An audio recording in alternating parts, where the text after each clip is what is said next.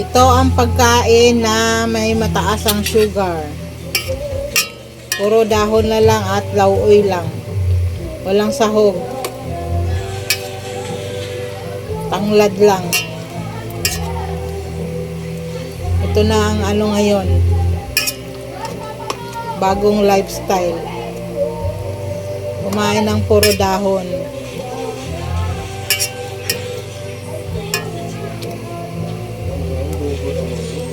Ayan mga kananay, kain na tayo. Ito yung pagkain ko. Di akin yan. At ito yung sabaw. Sabaw na ano, lauoy.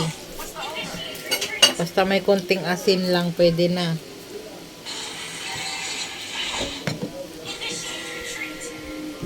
Magkikimlimart kasi kami, te. Kain tayo. Ayan mga kananay, kain na tayo.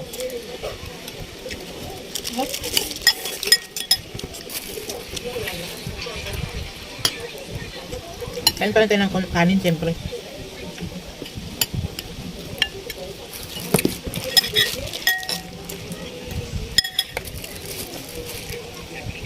Diyan mo kakabay namin.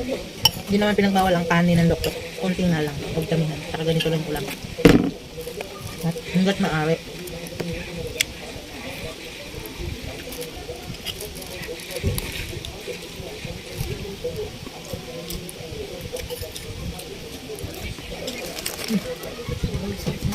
Ano yun?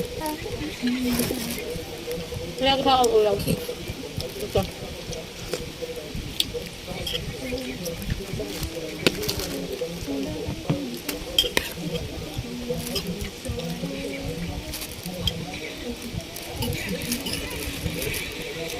Kahit hindi masarap, masarap na lang.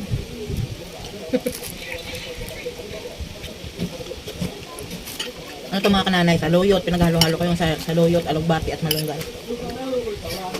Nung napagdagdag ng atik yan. Yung kanya Enrique. Kain. Para po sila sa hantad ng mga kita. Di ba ba? Pangit. Naman sila lahat. Sige, so may gagat.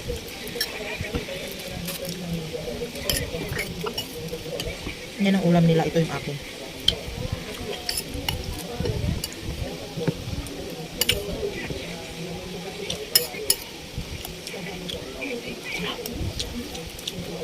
Sarap.